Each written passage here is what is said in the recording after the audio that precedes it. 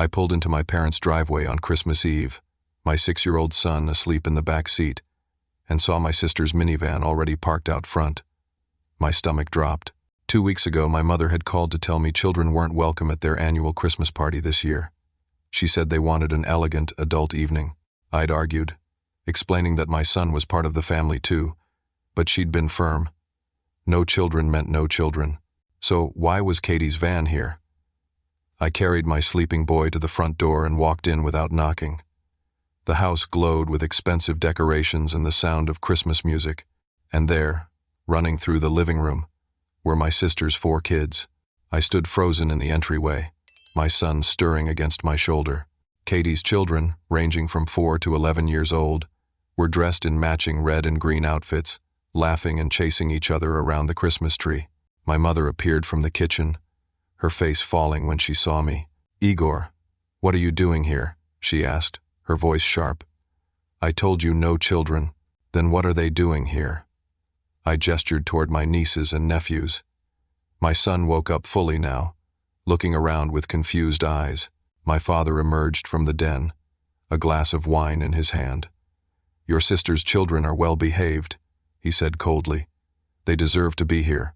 Your son is too disruptive." The words hit me like a physical blow. My son, whose name is Marcus, was one of the gentlest kids I'd ever known. He loved books and drawing. He'd never broken anything at their house, never thrown a tantrum. The accusation was absurd and cruel. "That's not fair," I said, my voice shaking. "Marcus is a good kid." Katie walked over, a smug smile on her face. "Maybe if you disciplined him better, Mom and Dad would feel differently." I turned and walked out, carrying Marcus back to the car. My hands trembled as I buckled him into his seat. He asked why we were leaving, and I couldn't find the words to explain. I started the engine and drove home in silence, my mind racing. When I pulled into our garage, my wife Rachel came out immediately. She could read my face. "What happened?" I told her everything while Marcus went inside to play with his toys. Rachel's expression shifted from sympathy to anger to something harder. "Igor, we need to talk about something." We sat at the kitchen table. Rachel pulled out her laptop and opened a spreadsheet. For the past 3 years, I'd been sending my parents $2,000 every month. My father's small business had failed, and they'd told me they were struggling to keep their house. I'd agreed immediately because that's what family does. We'd sacrificed for it. Marcus had been enrolled in a private kindergarten, but we'd moved him to public school to save money. We'd canceled our vacation plans. Rachel had gone back to work earlier than she wanted after Marcus was born. We'd postponed buying our own house, continuing to rent our small apartment. "Look at this," Rachel said, turning the laptop toward me. She'd been tracking our finances meticulously, as she always did. 2 weeks ago, your parents posted pictures on social media from the car dealership. They bought a new Lexus SUV. I stared at the screen. There was my father, grinning beside a gleaming silver vehicle. The caption read, "Treating ourselves this Christmas. We deserve it." The model they'd bought cost at least $50,000. "They told me they might lose the house," I whispered. "They said they could barely afford groceries." Rachel's face was tight with controlled fury. "We've given them $72,000 over 3 years, Igor. They've been lying to us. To you." My phone buzzed. A text from Katie. "Stop being dramatic. Mom and Dad need family around who actually care." Something snapped inside me. I called my parents' house. My mother answered, her voice still cold from our earlier encounter. "What do you want, Igor? You embarrassed us in front of the guests." "The money stops," I said. "I'm not sending another dollar." She laughed. It was a sound I'd never heard from her before, dismissive and cruel. "You're throwing a tantrum over nothing. Your son wasn't a good fit for tonight's atmosphere. That's all. You bought a $50,000 car while telling me you couldn't afford your mortgage." Silence. Then my father's voice came on the line. They'd switched to speakerphone. "You'll regret this, Igor. Family takes care of family. If you turn your back on us now, don't expect us to be there when you need us." "I've been taking care of you," I said. "For 3 years. Where have you been taking care of me?" I hung up. Rachel wrapped her arms around me, and I realized I was shaking.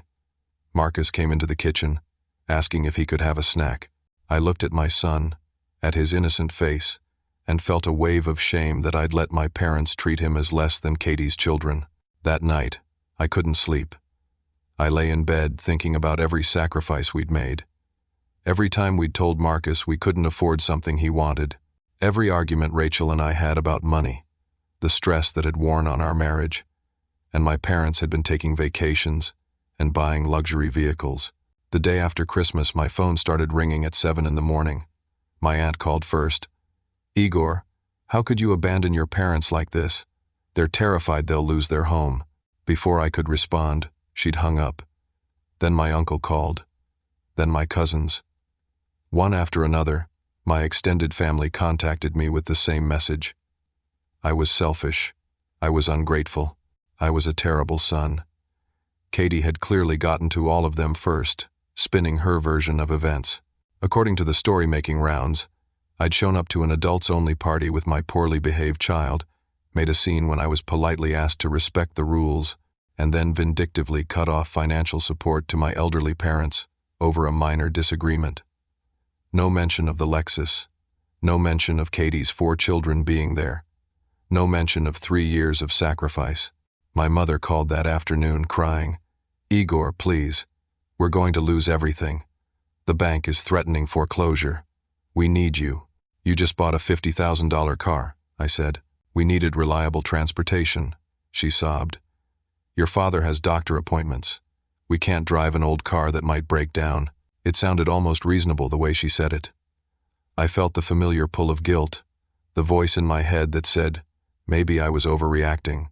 Then I remembered Marcus's face when my father said he didn't deserve to be there. "No," I said. "I'm done." My father sent an email that evening. It was long and detailed, listing everything they'd ever done for me. They'd raised me, fed me, clothed me, paid for my education. They'd given me a car when I turned 16. They'd let me live at home rent-free during college. They'd come to my wedding. They'd been there when Marcus was born. The implication was clear. I owed them everything, and cutting off support made me the worst kind of ingrate. I read the email 3 times, feeling sicker each time. Rachel found me staring at the screen. "Don't let them do this to you," she said. "You don't owe them unlimited financial support because they raised you. That was their job as parents." But doubt had crept in. Maybe I was wrong. Maybe I was being selfish. I decided to do something I should have done years ago. Research. I spent the next evening digging through public records and social media. Property records showed my parents had refinanced their house 2 years ago. They'd taken out $200,000 in equity. If they'd used that to pay off their mortgage, they should own the house free and clear. So where had that money gone? I scrolled through their social media posts. There were photos from a Caribbean cruise 8 months ago, a trip to Las Vegas for their anniversary, weekend getaways to wine country. My mother tagged in posts at expensive restaurants, my father at golf courses, all while they'd been telling me they could barely survive. I screenshot everything and sent it to Rachel. She called me immediately. "Igor, they've been scamming you." "They're my parents," I said weakly, "who have been lying to you for 3 years while you and I struggled to make ends meet." I knew she was right, but accepting it meant accepting that my parents had deliberately manipulated and used me. It meant accepting that the people who were supposed to love me most in the world had seen me as nothing more than a source of income. I texted Katie. "I know about the Lexus. I know about the vacations. I know about the refinancing. Why aren't you helping them financially if they're so desperate?" Her response came within minutes. "They deserve to enjoy their retirement. You're being selfish. And unlike you, I have 4 kids to raise. You only have 1. You can afford it. You make twice what I do." I wrote back. "You're a real estate agent. I looked up your sales records. You're doing very well. I have expenses you don't understand," she replied. "Just because I'm successful doesn't mean I'm made of money. Mom and Dad need you. Stop being so petty." I stared at her message, anger building. The double standard was breathtaking. Her success meant she deserved to keep her money. My modest income meant I should hand it over. Her 4 children were an excuse to take from our parents. My 1 child was a reason I could afford to give. The next morning, my boss called me into his office. "Igor, I need to ask you something, and please be honest. Is everything okay at home?" My stomach dropped. "What do you mean?" "We've received several phone calls over the past 2 days from someone claiming to be concerned about your mental health. They said you're having a breakdown, that you're unstable, that you might be a danger to yourself or others." I felt the blood drain from my face. "That's not true." "Who called?" My boss looked uncomfortable. "The calls came from a woman who identified herself as your sister. She seemed very worried. She suggested we might want to monitor your behavior at work." "She's lying," I said. "We're having a family dispute. She's trying to sabotage me." My boss studied me for a long moment. "I believe you. You've been nothing but professional here, but I needed to address it. If these calls continue, we may need to involve HR and possibly legal." I left his office feeling sick. Katie wasn't just defending our parents. She was actively trying to destroy my life. My career, my reputation, everything I'd built was now under attack. That evening, Rachel and I sat down with Marcus after he went to bed.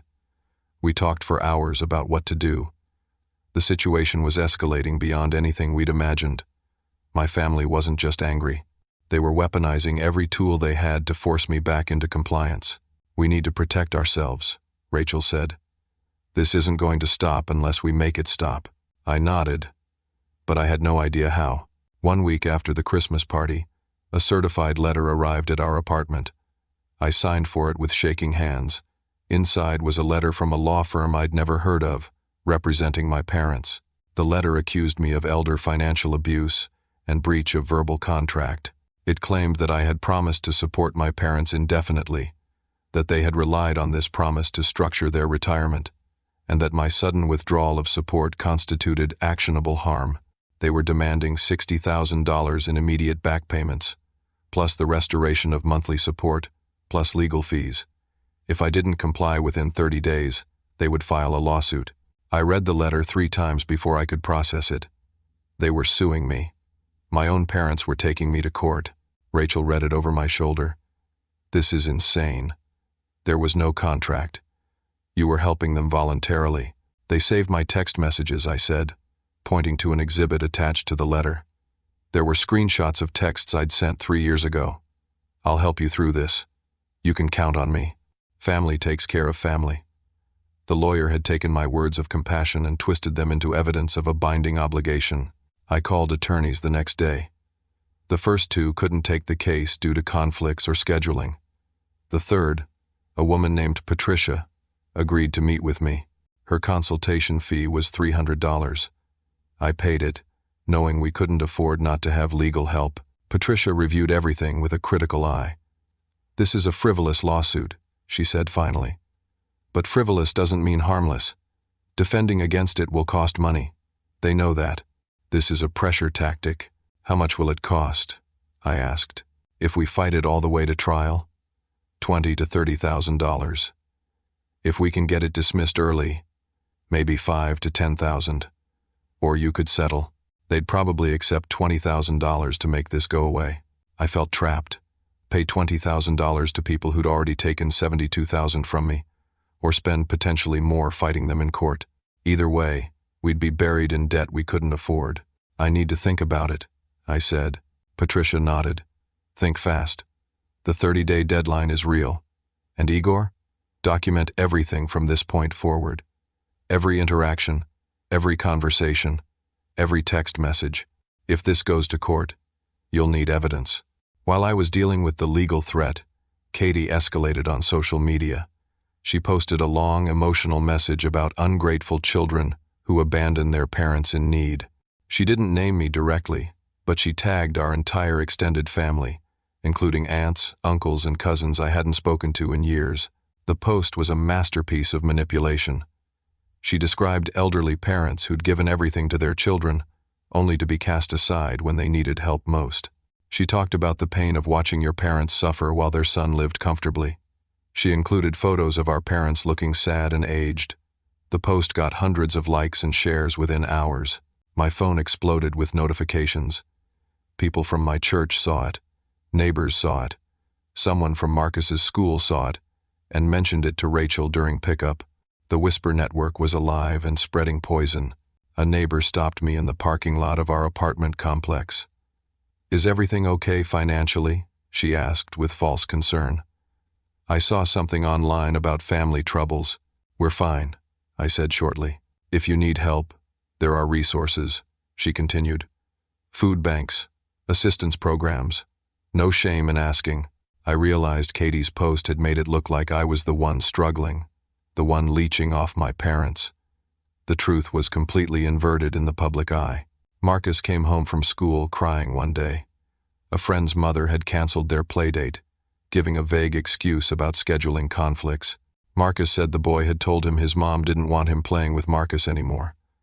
I held my son while he cried, rage building in my chest. They were hurting my child now. Rachel's mother called her that evening.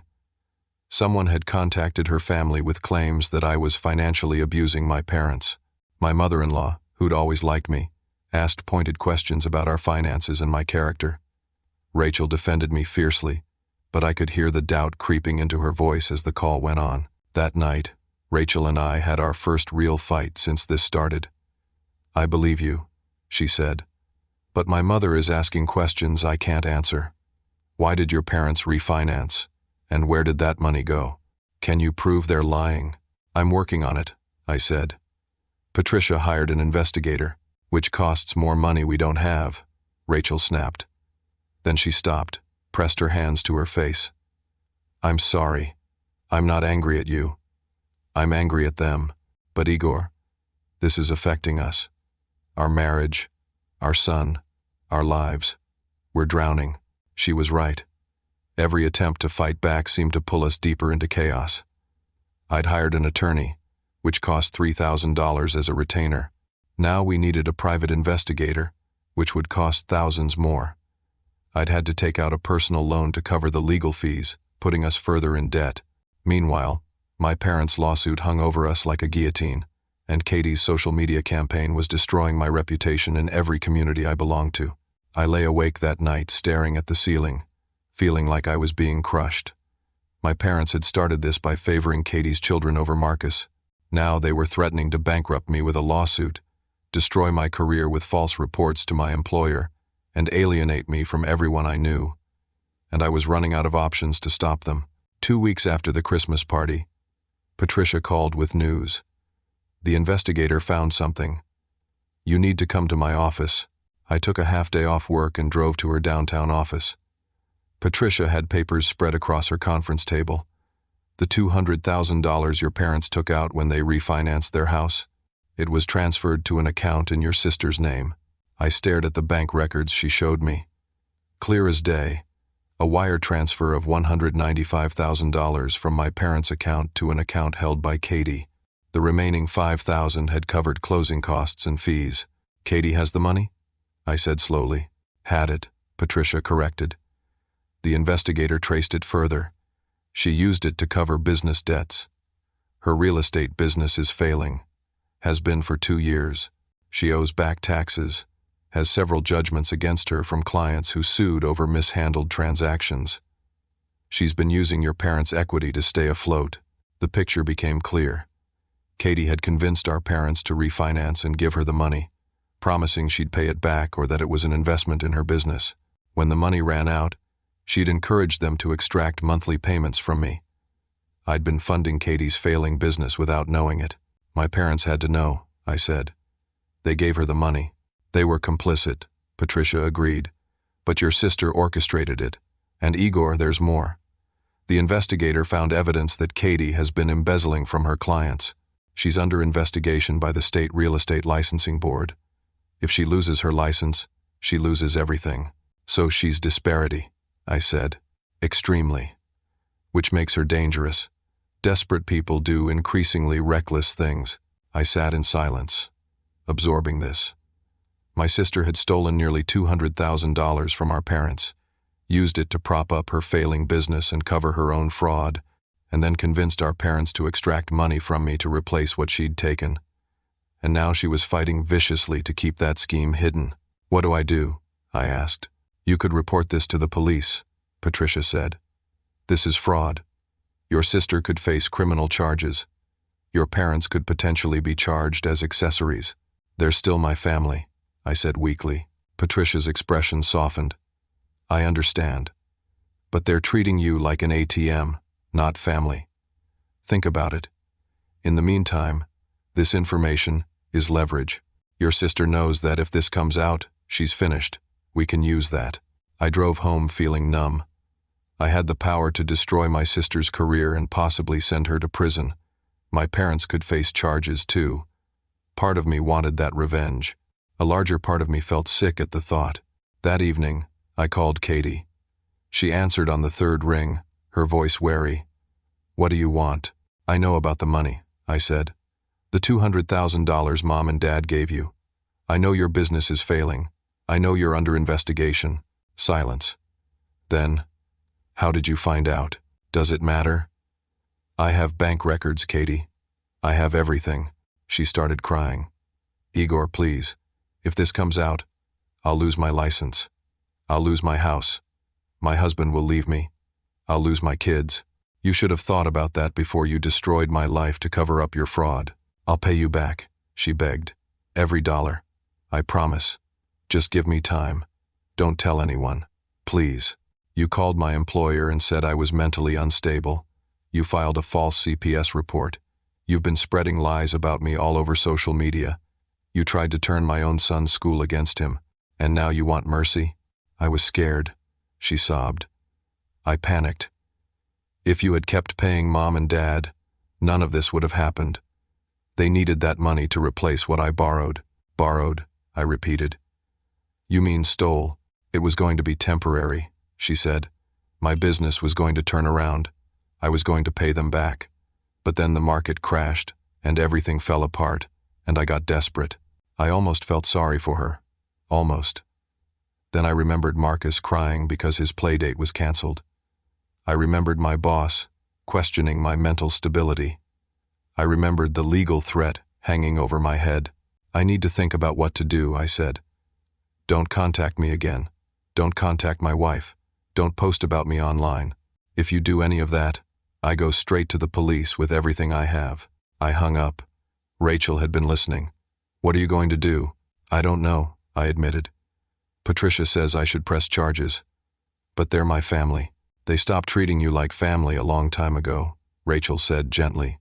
Before I could respond, my phone rang again. It was my mother. Igor, you need to come to the hospital. Your father had a heart attack. My blood went cold. What? He collapsed an hour ago. They're doing tests now. The doctors say he needs surgery. Igor, please come. I grabbed my keys. Rachel said she'd stay with Marcus. I drove to the hospital with my mind reeling. Was this real? Was this another manipulation? My father was 68 years old. A heart attack was plausible. But the timing seemed too convenient. I found my mother in the cardiac waiting room. She looked genuinely terrified. Whatever else she'd done, this fear was real. They're saying he needs bypass surgery. 3 arteries are blocked. Igor, the surgery costs $40,000. Insurance will cover some, but not all. I don't have $40,000, I said. You could get a loan, or we could set up a payment plan. But Igor, he's your father. He could die. I sat down heavily. Where's Katie? She's with the kids. She can't help financially right now, because she embezzled $200,000 from you and spent it all. My mother's face went pale. You know about that.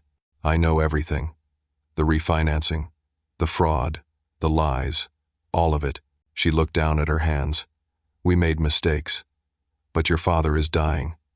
Can we talk about the rest later? A doctor came out before I could answer.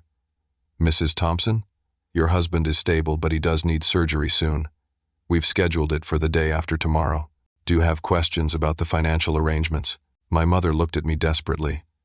I felt the weight of the decision crushing me. My father might die. Whatever he'd done, whatever lies he'd told, he was still my father. Could I really let him suffer because of money? I'll talk to the billing office, I said finally.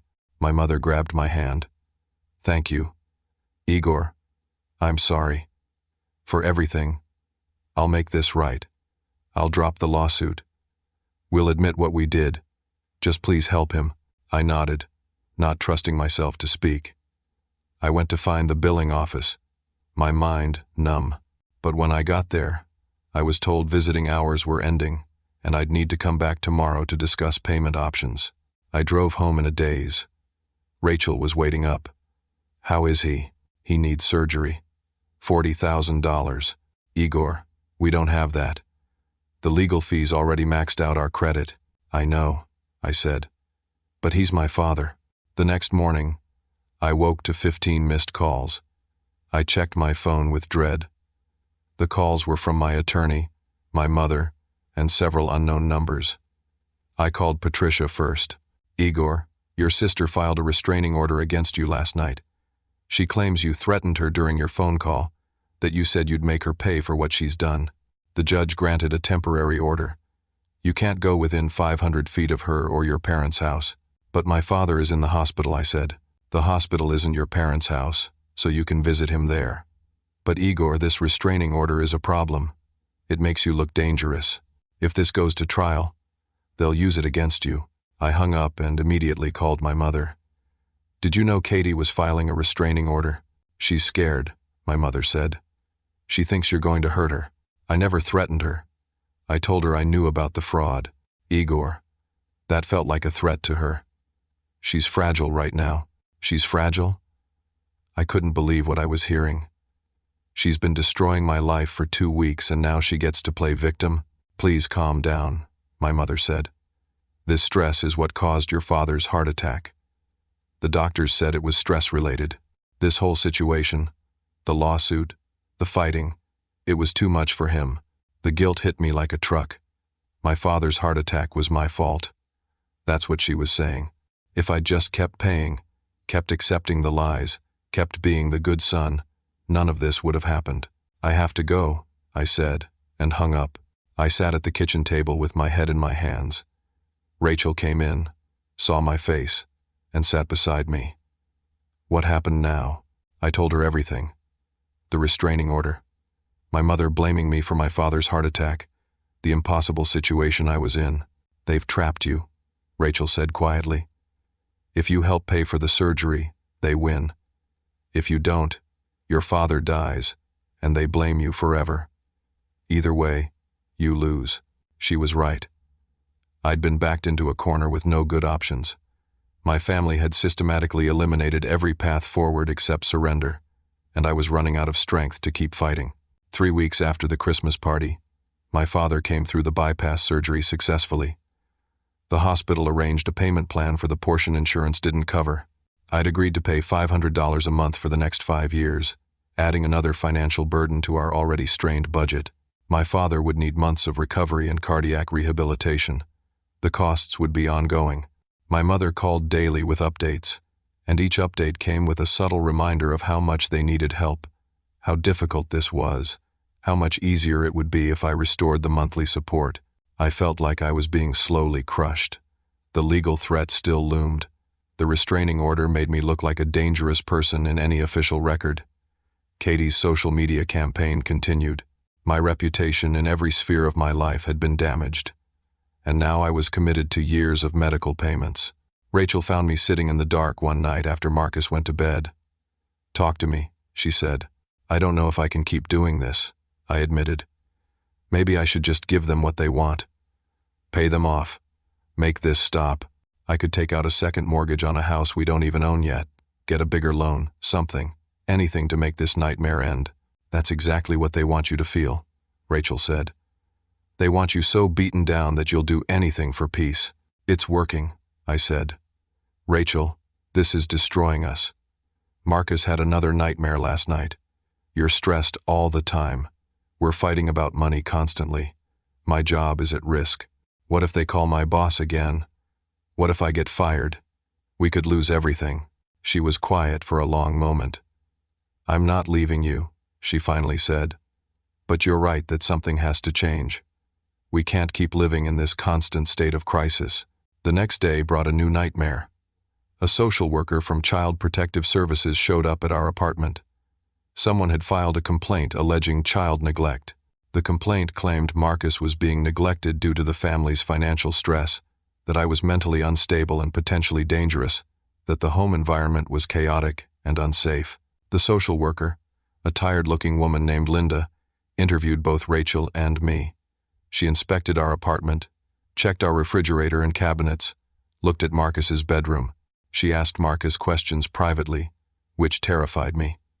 What if Katie had coached him somehow? What if they'd twisted his innocent words into something sinister? But Marcus, bless him, was honest and straightforward. He told Linda that he was happy, that Mommy and Daddy took good care of him, that he had food and toys and love. He mentioned that he was sad about not seeing his grandparents, but he understood they were sick. Linda interviewed us again after talking to Marcus. "I've seen enough," she said. "This complaint appears to be malicious. Your home is clean. Your child is well cared for. There's no evidence of neglect or abuse. I'm going to close this case today and note in the file that it was an unfounded report made in bad faith." "Can you tell us who made the report?" I asked. "Reports are confidential," Linda said. "But between us, I'd bet money it was a family member involved in your current dispute. I've seen this before. People weaponize the system during custody or financial battles. It's disgusting, and it wastes resources we need for real cases of abuse." After she left, Rachel and I held each other. "They tried to take Marcus," she whispered. "They tried to get our son taken away." The shock was wearing off, replaced by a cold fury. My family had crossed every line. They'd threatened my career, my finances, my reputation, and now my child. There was no limit to what they'd do to force my compliance. "I'm done playing defense," I said. "It's time to fight back." That evening I called Patricia. "File everything. The countersuit, the criminal complaints, all of it. I want maximum pressure on all of them." "Are you sure?" Patricia asked. "Once we do this, there's no going back. Your relationship with your family will be permanently destroyed." "It's already destroyed," I said. "They destroyed it when they chose money over me, when they chose Katie's fraud over my son's well-being. I'm done protecting people who are trying to ruin me." Patricia got to work. Over the next few days, she filed a comprehensive lawsuit against my parents for fraud, emotional distress, and defamation. She filed a separate suit against Katie for defamation, harassment, and filing false police reports. She submitted evidence to the district attorney's office requesting a criminal investigation into Katie's embezzlement and fraud. She also submitted documentation to CPS about the malicious report, requesting that the person who filed it be prosecuted for making a false report. Linda, the social worker, supported our complaint with her own statement about the obvious bad faith nature of the allegations. The investigator provided one final piece of information. Katie had been taking out business loans, using our parents' house as collateral, without their full understanding of what they were signing. If those loans defaulted, my parents would lose their house. Katie had been so desperate to keep her failing business afloat that she'd put our parents' home at risk. I took all of this information and compiled it into a detailed, factual timeline. Bank records with account numbers redacted for privacy, legal documents, screenshots of Katie's social media posts, dates and details of every attack they'd made on me. I posted it all on social media, tagging every family member who'd condemned me. The post was long but meticulously documented. I explained that I'd been supporting my parents financially for 3 years while they took expensive vacations and bought luxury vehicles. I showed how they'd refinanced their house and given the money to Katie to cover her business fraud. I detailed Katie's campaign of harassment, including false reports to my employer and CPS. I included the social worker's statement that the abuse report was malicious. I ended the post with a simple statement: "I will no longer be manipulated, lied to, or abused by people who are supposed to love me." I gave my parents $72,000 in good faith, believing they were struggling. They weren't. They chose to fund my sister's failing business and maintain a lifestyle of luxury while I sacrificed my family's well-being. When I discovered the truth and stopped enabling the lies, they tried to destroy me. This ends now. Within an hour, the post had been shared dozens of times. Comments poured in, but this time they were different. "I can't believe they did this to you. Your parents should be ashamed. Katie sounds like a con artist. You did the right thing protecting your family. My phone started ringing. This time, it was people apologizing. My aunt called, crying, saying she'd had no idea about the real story. My uncle said, if he'd known the truth, he never would have pressured me. Cousins reached out to express support and shock, but not everyone was supportive. Some family members accused me of airing dirty laundry publicly. Some said I was destroying the family. Some said that even if everything was true, I should have handled it privately. I didn't care anymore. I'd tried handling it privately. That got me a lawsuit, a restraining order, false CPS reports, and a campaign of defamation. The next morning I got a call I didn't expect. My boss. Igor, I saw your post. So did our legal department. We had no idea you were dealing with this level of family harassment. I want you to know the company supports you completely. In fact, we're promoting you to senior engineer with a 20% raise. We value employees who handle personal crises with integrity while maintaining professionalism at work. I almost dropped the phone. Sir, I don't know what to say. Say you'll accept the promotion. And Igor, if your family contacts this company again with false allegations, our legal team will take action against them for harassment. You're protected here. I hung up and stared at the wall. In trying to destroy my career, my family had accidentally highlighted my professionalism under pressure. My company had responded by rewarding me. That afternoon, Katie's lawyer contacted Patricia requesting an emergency meeting. Katie wanted to settle. She'd drop all restraining orders and admit to making false reports if I'd agree not to press criminal charges. What do you want to do? Patricia asked. I thought about it. I had all the power now. I could push forward and potentially see Katie face criminal charges. I could bankrupt my parents with the lawsuit. I could win completely. But at what cost? My son still asked about his grandparents sometimes. He didn't understand why we didn't see them anymore. He missed them, despite everything. Set up a meeting, I said. But I have conditions. Non-negotiable conditions. 4 weeks after the Christmas party, we met in Patricia's conference room. My parents, Katie, their lawyers, Patricia, and me. Rachel stayed home with Marcus, but she'd helped me prepare. I'd written out my terms and practiced saying them without emotion. My father looked older than I remembered, thinner after the surgery. My mother's eyes were red from crying. Katie wouldn't meet my gaze. Good. Let them be uncomfortable. They'd made me uncomfortable for weeks. Patricia started the meeting. My client is willing to discuss settlement terms. Mr. Thompson, would you like to present your conditions? I pulled out my list. These terms are non-negotiable. If you don't accept all of them, we proceed with criminal charges and civil litigation. First, my parents will send a written statement to every family member admitting what they did. The refinancing, the luxury purchases while claiming poverty, the lawsuit, everything.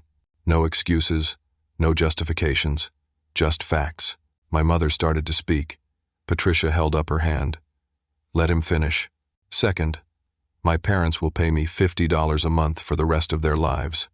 Not $2,000. $50. This isn't about the money. This is about acknowledging the debt.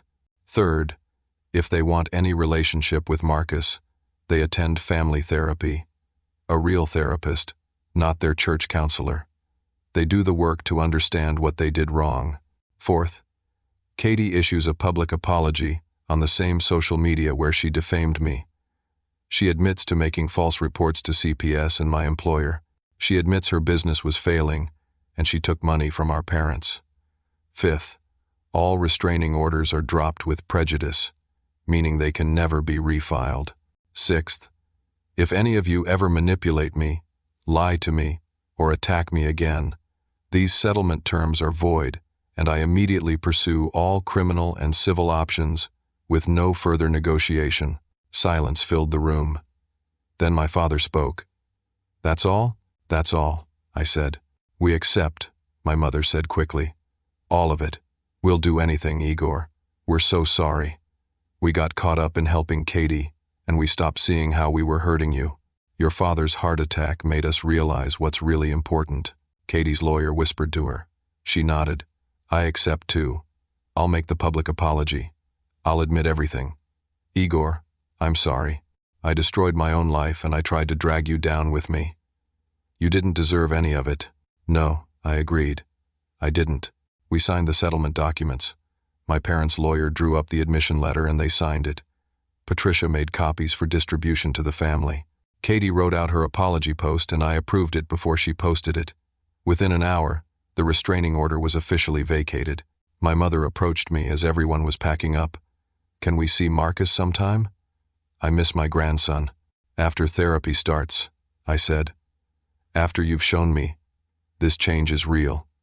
Not before. She nodded, tears running down her face. We understand. Thank you for giving us a chance. Over the next few weeks, the family dynamics shifted dramatically. My parents sent their admission letter to everyone. The extended family's response was mixed. Some were supportive of me, finally understanding the full story. Others were uncomfortable with the public airing of family business. A few stopped speaking to all of us. Katie's public apology went viral in ways she didn't expect. Several of her former clients saw it and realized they could pursue complaints. Her real estate license was formally suspended. She faced multiple lawsuits. Her husband filed for divorce, citing the fraud and deception she'd hidden from him. She lost primary custody of her children, getting only supervised visitation. I watched her life fall apart and felt complicated emotions. Satisfaction, yes. She'd earned these consequences. But also sadness. She was still my sister, and she'd destroyed herself. My parents started therapy as required. The therapist they found specialized in family reconciliation. After 2 months, she contacted me to say they were making genuine progress, confronting patterns of favoritism and manipulation that had existed long before this crisis. Would you be willing to join a session? The therapist asked. Your parents want to apologize to you properly, and I think it would help everyone. I agreed. Rachel came with me. Marcus stayed with her parents. The session was 3 hours long and brutal. My parents cried. I cried. Rachel cried. We talked about everything. The favoritism toward Katie, the way they dismissed Marcus, the years of financial manipulation, the lawsuit, all of it.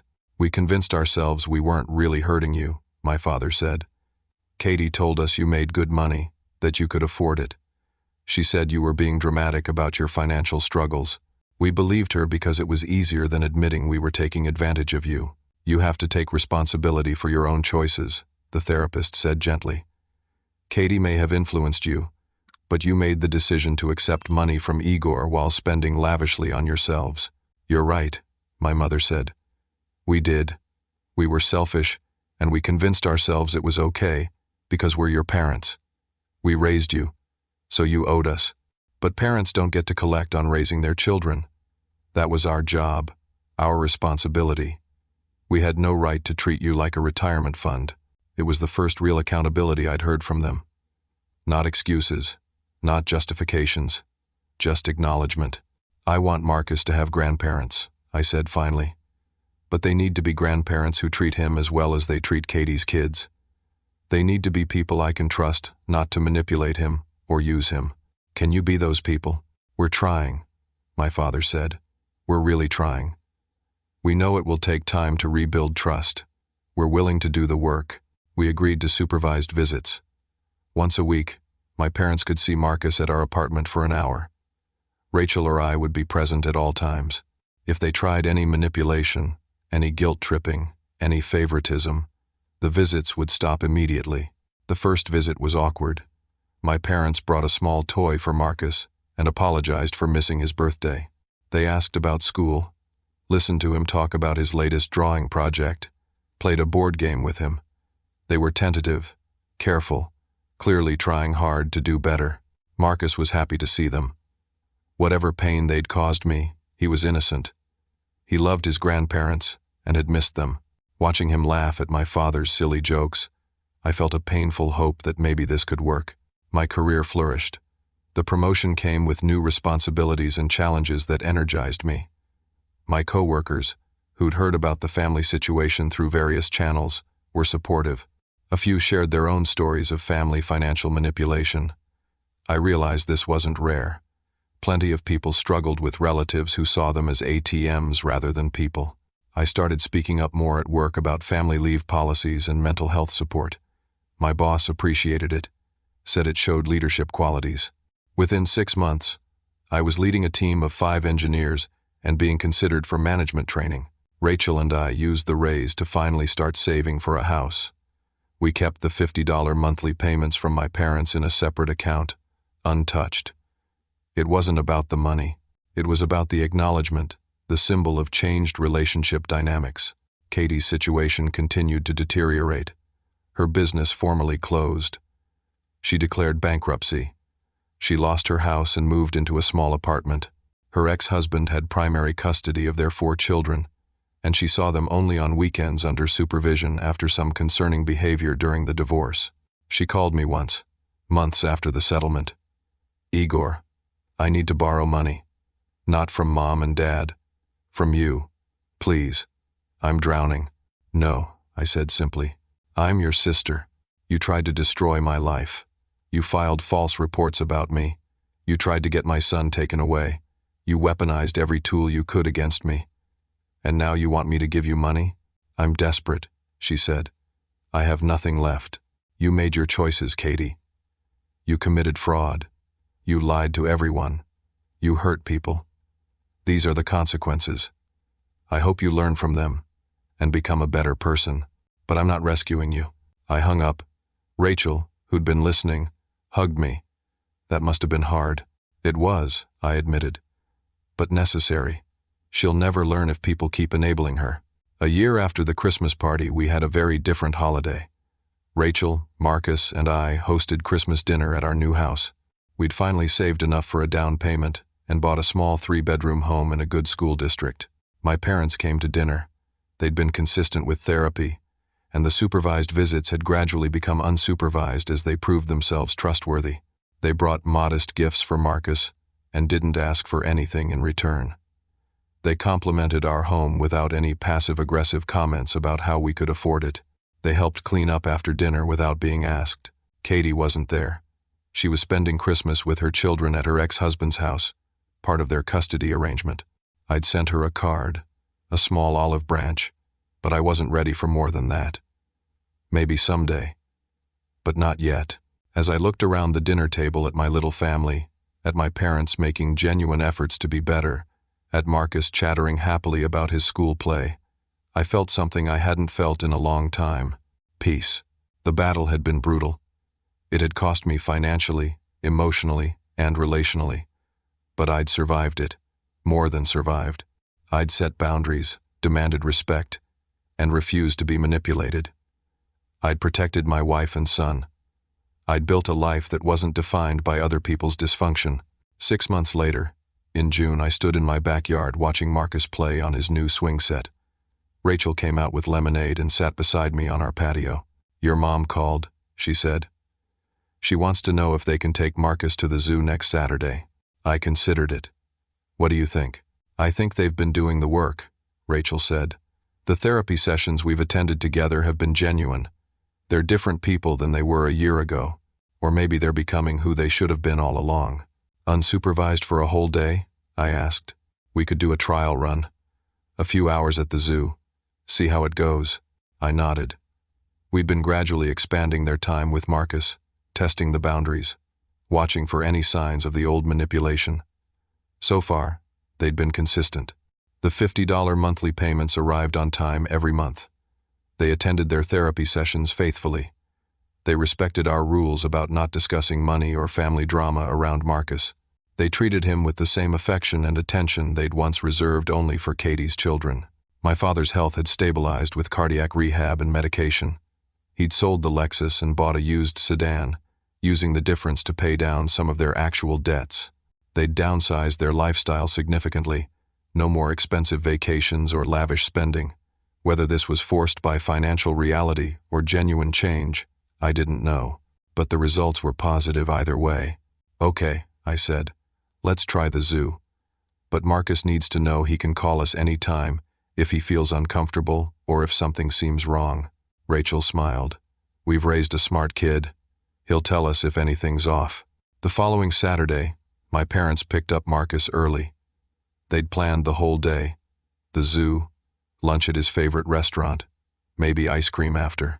Marcus was excited, chattering about the elephants and lions he wanted to see. After they left, Rachel and I had the house to ourselves for the first time in months. We made breakfast together, did some yard work, talked about plans for Marcus's upcoming birthday. Around 3 in the afternoon, my phone rang. It was my mother. "Just wanted to let you know we're at the ice cream shop," she said. "Marcus is having a great time. We'll have him home by 5 like you asked." "Thanks for calling," I said. The fact that she'd checked in without being asked was a good sign. They returned Marcus right on time, sunburned and happy, and full of stories. My father had bought him a stuffed giraffe from the zoo gift shop. My mother had taken pictures throughout the day and texted them to me as they went. They'd respected every boundary we'd set. After they left, Marcus showed me the giraffe and talked nonstop about his day. "Grandpa taught me about the different kinds of monkeys," he said. "And Grandma knew so much about birds. Did you know penguins can hold their breath for 20 minutes? I listened to my son's joy and felt a complex mix of emotions. Gratitude that he had this experience. Relief that my parents had done well. Sadness for all the time we'd lost to their manipulation. Hope that this new version of our family could last. That evening, after Marcus went to bed, I sat down to write. Over the past year, several people had asked me how I'd gotten through the family crisis. Friends, co-workers, even some acquaintances who'd heard the story. They wanted advice for their own situations with manipulative relatives. I'd learned so much. Painful lessons that had cost me dearly but ultimately set me free. I wanted to share those lessons, to help others who might be struggling with similar situations. The first and most important lesson was about boundaries. For years, I'd confused love with compliance. I thought being a good son meant saying yes to whatever my parents asked. I thought family loyalty meant accepting whatever treatment they gave. I was wrong. Love without boundaries isn't love. It's codependence. It's enabling. It's self-destruction. Real love includes respect. It includes honesty. It includes reciprocity. When someone loves you, they don't manipulate you. They don't lie to you. They don't weaponize systems against you. They don't try to destroy your career or take your children away. I'd spent 3 years being kind, being generous, being the good son, and my parents had exploited that kindness until I finally said enough. The moment I set a boundary, they attacked. That told me everything I needed to know about what our relationship had really been. The second lesson was about the difference between helping and enabling. I'd thought I was helping my parents by sending them money. But I wasn't helping. I was enabling them to continue their irresponsible lifestyle. I was enabling Katie's fraud. Real help requires honesty. Real help addresses the root problems, not just the symptoms. When my father had his heart attack, I'd been terrified that saying no would kill him. But the heart attack hadn't been caused by my boundaries. It had been caused by years of stress, from financial mismanagement, from carrying the weight of Katie's lies, from living beyond their means. My boundaries didn't create that stress. Their choices did. The third lesson was about the cost of peace. I'd almost given in so many times because I just wanted the fighting to stop. I wanted peace.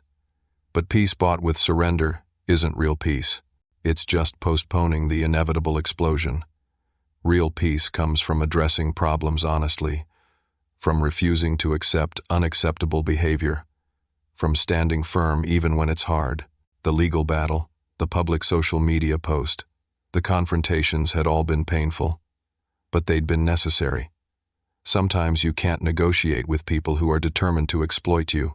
Sometimes the only way through is to fight back with every tool you have. The fourth lesson was about forgiveness and reconciliation. These aren't the same thing. I'd forgiven my parents in the sense that I wasn't consumed by anger anymore. I didn't wish them harm. I'd let go of the bitterness that had been eating me alive. But forgiveness didn't mean forgetting what happened. It didn't mean restoring the old relationship. It meant building a new relationship with new rules, new boundaries, new expectations. Reconciliation requires both forgiveness and change. My parents had to change. They had to do the therapy, face their patterns, acknowledge their manipulation. They had to prove over months that the change was real. I'd been willing to reconcile, but only after they'd earned it. Katie hadn't earned that yet. Maybe someday, but not yet. And that was okay. I could forgive her while still protecting myself from her. Those weren't contradictory. The fifth lesson was about the ripple effects of standing up for yourself.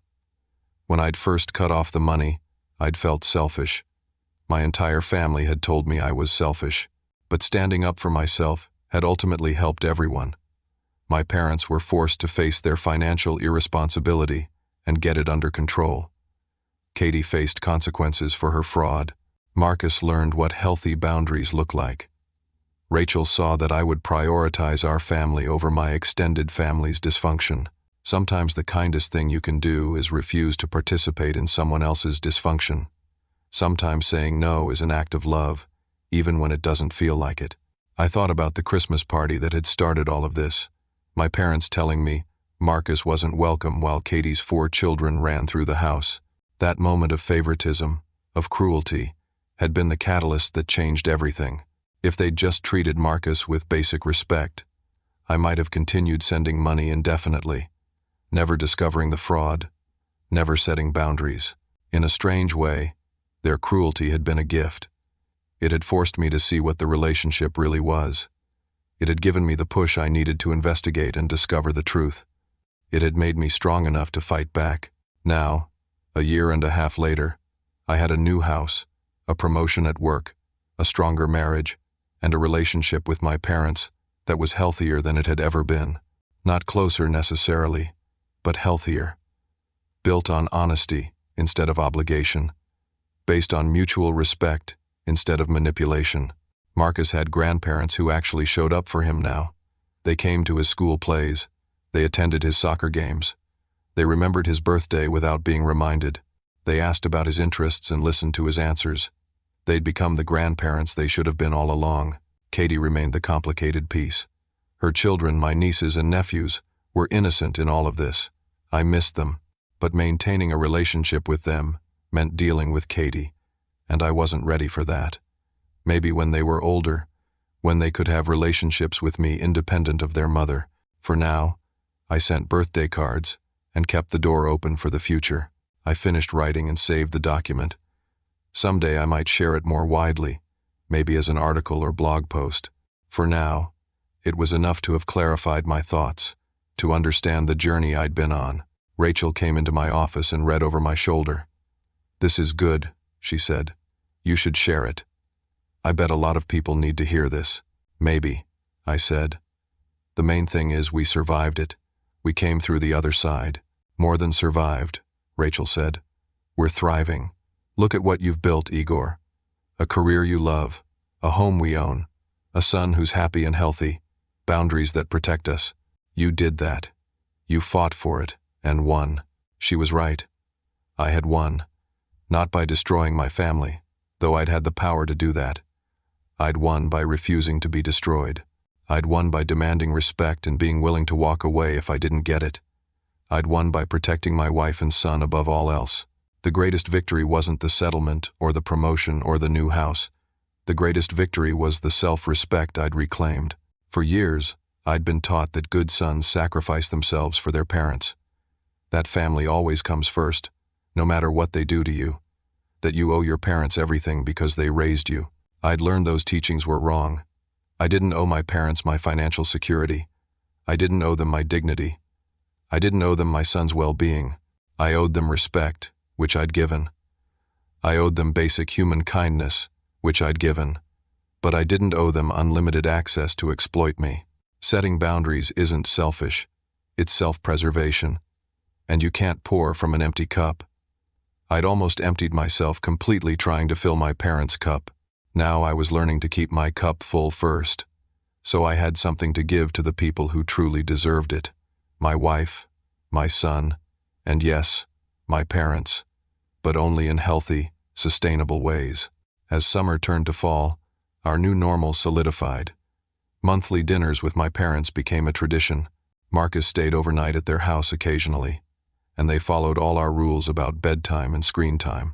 They'd sold their large house and moved to a smaller condo, eliminating the mortgage that had started this whole crisis. Katie got a job doing administrative work at a medical office. It paid a fraction of what she'd made in real estate, but it was honest work. She was paying restitution to the clients she'd defrauded. Her ex-husband reported that she was being consistent with the kids, showing up on time, following the custody agreement.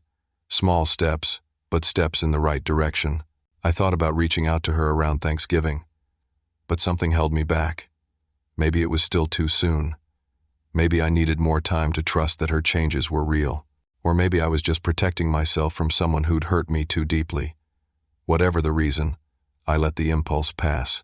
On Christmas Eve, nearly 2 years after the party that had started everything, we decorated our own tree in our own home.